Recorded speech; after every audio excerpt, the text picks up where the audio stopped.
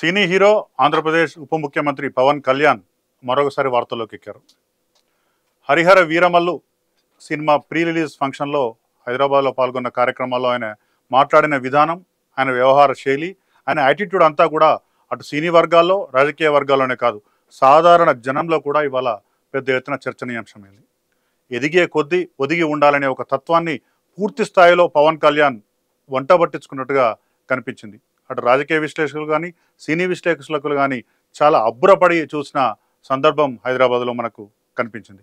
ప్రధానంగా ఆయన చేసిన ఒక ఉపన్యాసంలో గతంలో చాలా భావోద్వేగానికి గురై రాజకీయ విమర్శలు చేయడం, చాలా ఆవేశానికి లోనే మాట్లాడడం ఇవన్నీ చూసాం.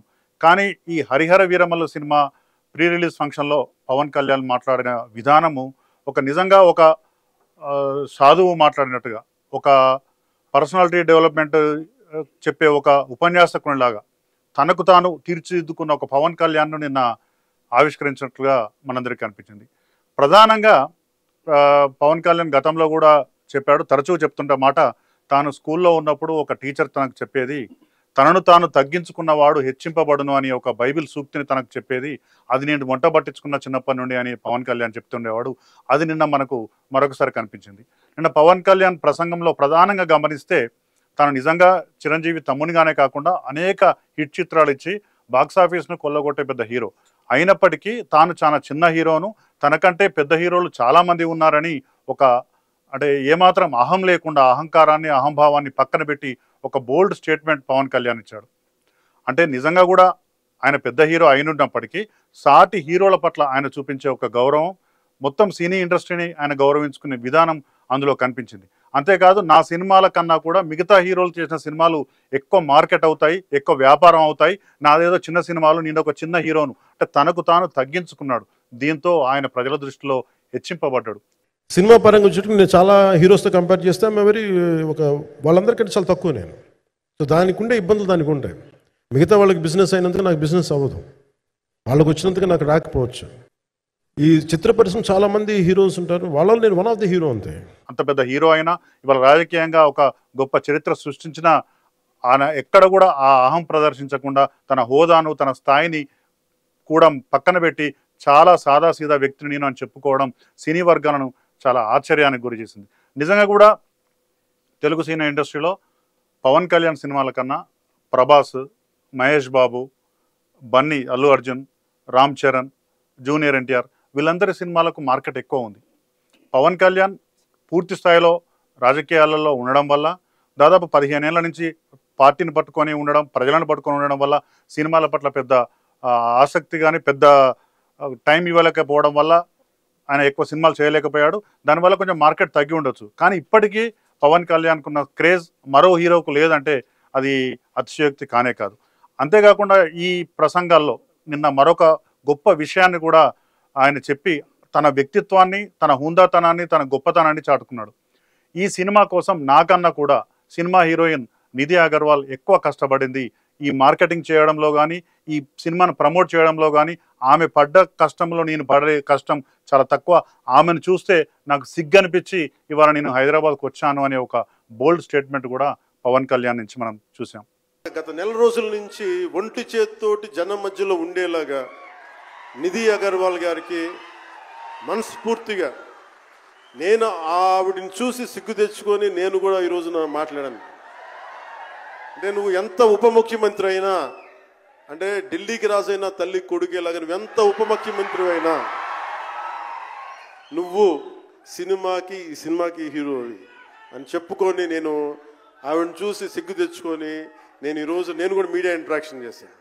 నిజంగా సినిమాలలో హీరోయిన్లను కేవలం ఒక 4 స్టెప్పులు వేసి, 2 డ్యాన్సులు వేసి ఒక అంగాంగ ప్రదర్శనకు పరిమితం చేస్తున్న పరిస్థితులలో ఒక హీరోయిన్ ఒక సినిమా కోసం పడ్డ కష్టాన్ని గుర్తించి వేల మంది ఉన్న సభలో ఆమె గురించి ప్రత్యేకంగా ప్రస్తావించి ఆమె కష్టాన్ని అందరికీ తెలియజేసి, అంటే మహిళల పట్ల కూడా, హీరోయిన్ల పట్ల తనకున్న ఒక గౌరవాన్ని కూడా చాటి పవన్ కళ్యాణ్ నిన్న మరొక మెట్టు పైకి ఎక్కినట్టుగా మనకు కనిపించింది. అంతేకాకుండా ఎవరైనా ఎదుగుతే, అంటే ఆయన రాజకీయంగా చాలా ఉన్నత స్థితిలో ఉన్నారు, ఇప్పుడు సినీ రంగంలో కూడా చాలా ఉన్నత స్థితిలో ఉన్నారు.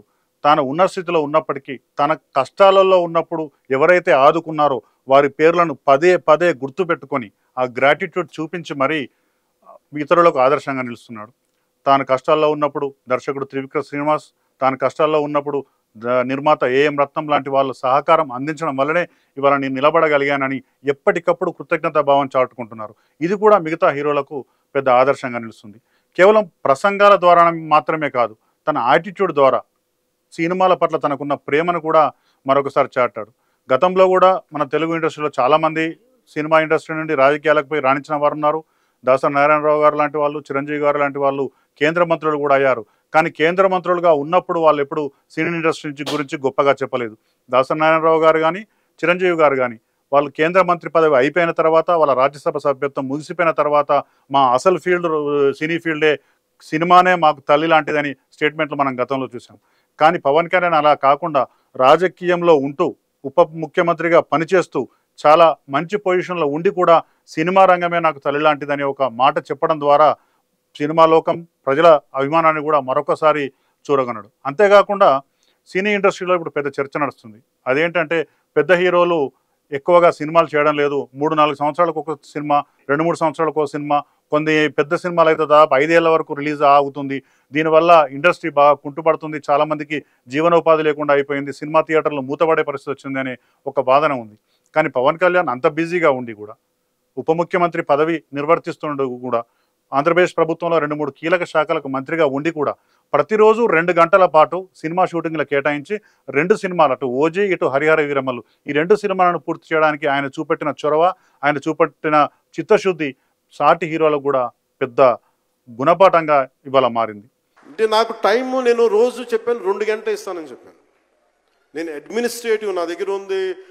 ఈశ్వర్ ఖండ్రే గారిలాగా నేను కూడా ఫారెస్ట్ మినిస్టర్, దాంతోపాటు పంచాయతీ రాజ్ ఉంది. వీటన్నిటి మధ్యలో నేను ఇవ్వగలిగేది 7 నుంచి 9 2 గంటలు ఇస్తాను. మీకు ఏం చేస్తుంటారో చేసుకోండి.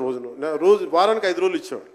అంతేకాదు పవన్ కళ్యాణ్ ఇవాళ ఊహ తెలిసిన చిన్నపిల్లల నుండి ఈ దేశ ప్రధాని వరకు ప్రతి ఒక్కరికి సుపరిచితుడు. పవన్ కళ్యాణ్ అంటే అభిమానం చూపిస్తారు. దేశ ప్రధాని నరేంద్ర మోడీ గారు కూడా ఒక సందర్భంలో పవన్ అంటే గాలి కాదు, నిజంగా పవన్ అంటే అర్థం గాలి, పవన్ అంటే ఒక గాలి కాదు, ఆయన ఒక తుఫాన్ అని చెప్పాడు. నిజంగానే తుఫాన్.